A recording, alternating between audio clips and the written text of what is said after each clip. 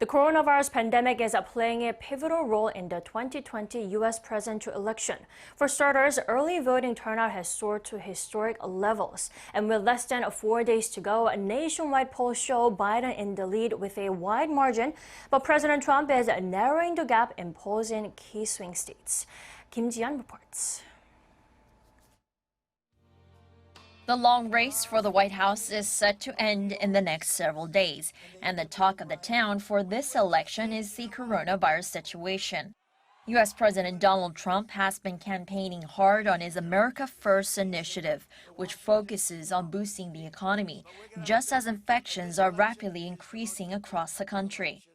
Democratic presidential candidate Joe Biden has been attacking President Trump, holding him responsible for putting the country in danger from the worst contagious disease it's ever seen, and highlighting the strain it's put on the economy.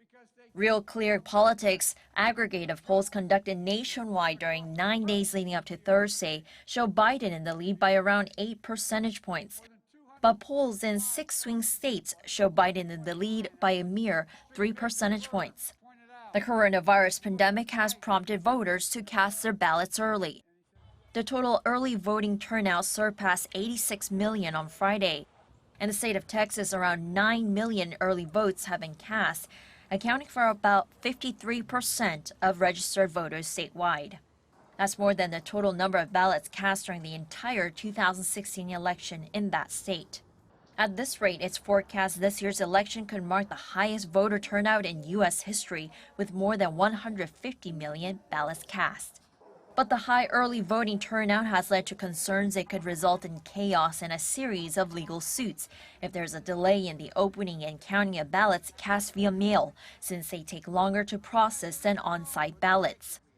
President Trump has criticized mail-in voting, claiming it can lead to voter fraud, and it's widely speculated that he won't yield to defeat if he loses by a slim margin. Kim Ji-yeon, Arirang News.